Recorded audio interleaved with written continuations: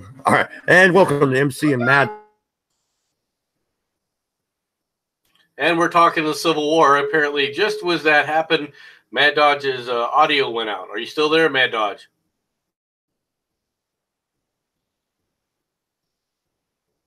It looks like Mad Dodge is out for right now, which means I get to talk about the Battle of Chattanooga without him, at least for the moment. Hopefully, Mad Dodge has started this, and he's not going to get bounced out from a power perspective. It doesn't look like he's dropped out per se, so let me know. We'll just start typing or start talking when you're ready, Mad Dodge. In the meantime, here's the situation. The Battle of Chickamauga is actually a very great victory for the South, at which point the Union forces under Rosecrans have to immediately retreat. They begin initially a pretty much a route flight into Chattanooga, where they once again start to stabilize. And when they got into Chattanooga, the advantage that they had was there was several really strong prepared positions. All right. Now, granted, the people that had prepared those strong positions was the Confederates, but the strong prepared positions allowed Rosecrans to restabilize his lines. Right. And it looks like Mad Dodge has bounced for the moment. So I'm only going to go on for however long it takes.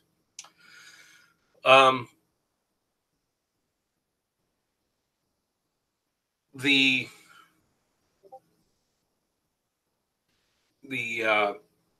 situation was, however, with Bragg, is that he and his commanders, his subordinate commanders, are feuding really badly. Now, Bragg himself, this is where the South really comes apart, and it's a microcosm of why the Confederacy has difficulties throughout the war. Bragg doesn't like a lot of his subordinate commanders. They seem to be insubordinate to them. One of the people that has been given to him and been given under his command is Longstreet. Now, Longstreet doesn't like Bragg any more than Bragg doesn't like any of the rest of the people working under him.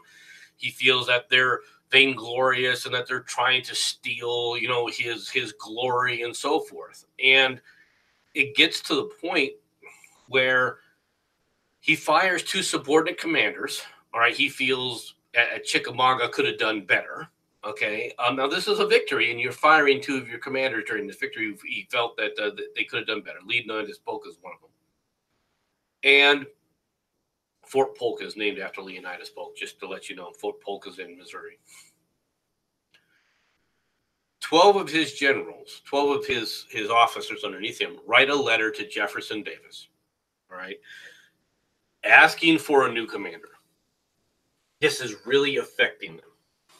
Now, Bragg, when he came upon the situation, learned that Rosecrans only had about 6 days worth of actual food still in reserve. So he decides, hey, this is an opportunity for us to create a siege. And as part of that siege, he actually sends one of his cavalry units. He detaches them on a raid, which is very successful in disrupting the Union from supplying Chattanooga. All right. In fact, Wheeler catches 800 wagons. All right. And he basically burns all the wagons and kills all the mules and the horses that are pulling the wagons. And these are badly needed food supplies, all right, for the Union. And the Union does start, the Union under Rosecrans does start to suffer deprivation, right? At which point Grant is warned, everybody is warned about it, and Grant starts to move his army to come up and support because they need Chattanooga to create the supply base they need initially to start their push toward the south to Atlanta. Okay, that's why they need to fully make sure that Chattanooga holds. Otherwise, they won't have a major supply point from which to launch the attack. Now,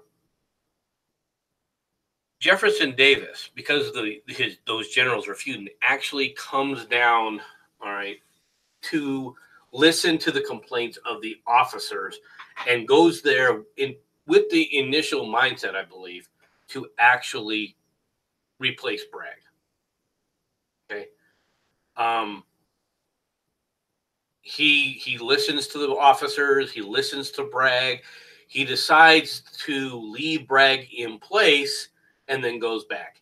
At which point, Bragg goes on a culling spree to get rid of the quote-unquote disloyal officers under him.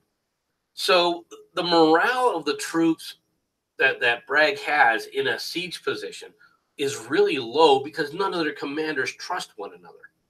They're all doing their own thing. Now, you got to remember, Longstreet's whole corps is there, right? But Longstreet is actually looking at his movement, that these are his troops, not that they're Confederate troops under the command of Bragg. They're his own troops.